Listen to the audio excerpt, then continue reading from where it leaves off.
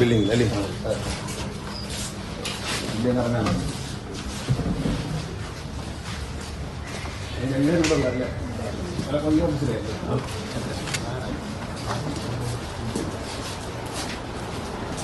Training എന്തുകൊണ്ട് നോക്കണം?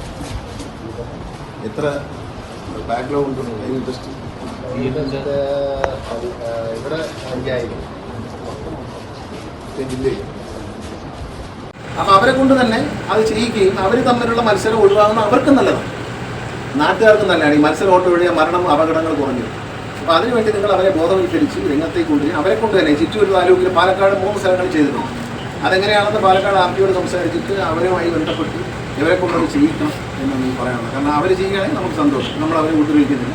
അവർ തന്നെ ഫൈൻ ഏർപ്പെടുത്തുകയാണ്. സമയം തെറ്റിച്ച് ഞാൻ ഓടുകയാണെന്നുണ്ടെങ്കിൽ എൻ്റെ വണ്ടിയിൽ നിന്ന് 100 രൂപ പിടിച്ച് മറ്റുള്ളവർ കൊടുക്കും.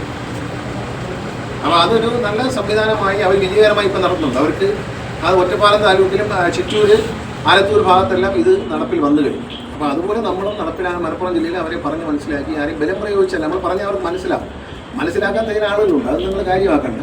പിന്നെ ഉദ്യോഗസ്ഥന്മാർ ഏജന്റന്മാരും നിങ്ങളെ പേടിപ്പിച്ചാലൊന്നും പേടിക്കില്ല. നിങ്ങൾ സത്യസന്ധമായ ജോലി ചെയ്യുക.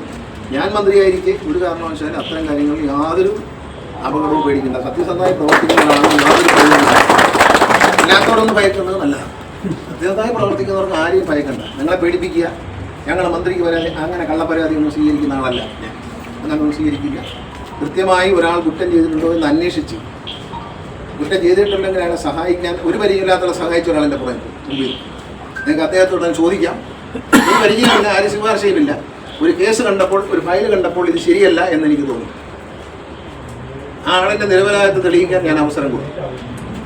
അത് എൻ്റെ നീതിബോധം. അത് വിട്ട് ഞാൻ കളിക്കില്ല. ആര് പറഞ്ഞാലും കളിക്കില്ല. ആരെയും കളിക്കില്ല. പേടിപ്പിക്കുക അതൊന്നും പാടില്ല. അങ്ങനെയുള്ളവരെ ഞാൻ ആർട്ടിമാർക്ക് അറിയാം, ജോയിൻ്റ് ആർട്ടിമാർക്ക് അറിയാം. ഞാൻ ഓൺലൈൻ മീറ്റിംഗ് വെച്ച് പറഞ്ഞിട്ടുണ്ട്, അത്തരം പൊതുശല്യങ്ങളെ ഓഫീസിൽ കയറ്റരുത്. നിങ്ങളതിനെ ഇറക്കിവിടുക. അതിൻ്റെ പേരിൽ എന്ത് സംഭവിച്ചാലും ഞാൻ നോക്കണം. കാരണം ഇത് പല സ്ഥലത്തും ഈ ആളുകൾ ഉദ്യോഗസ്ഥന്മാരെ ഭയപ്പെടുത്തി, പ്രൈവറ്റ് ബസ് ഉടമകളെ പേടിപ്പിച്ചു പണം തട്ടുന്നവന്മാർ. അവർക്കൊന്നും സർക്കാരിൻ്റെ യാതൊരു പിന്തുണ ഉണ്ടാവും.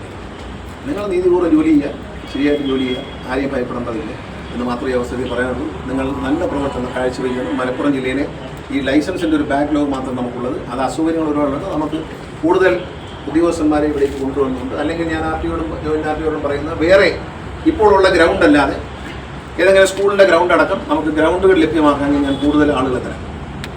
പ്രശ്നം പരിഹരിക്കാം. കാരണം നമുക്കിപ്പോൾ ഗ്രൗണ്ടിന് ഒരു പരിമിതിയുണ്ട്. ഒരു ഗ്രൗണ്ടിൽ ഇതിൽ കൂടുതൽ പറ്റത്തില്ല. അപ്പോൾ മറ്റൊരു എന്തെങ്കിലും ഗ്രൗണ്ടുകൾ തൽക്കാലത്തേക്ക് 2, 3, 4 മാസത്തേക്ക് കണ്ടെത്തിയാൽ നമുക്ക് ഈ ബാക്ക്ലോഗ് മാറ്റാൻ ഒരു നടപടിയെടുക്കാം. ആവശ്യമുള്ള ഉദ്യോഗസ്ഥന്മാരെ മറ്റ് ജില്ലകളിലും മറ്റും ഇവിടെ എൻഫോഴ്സ്മെൻറ്റ് നാളെ അയച്ചു തരാം.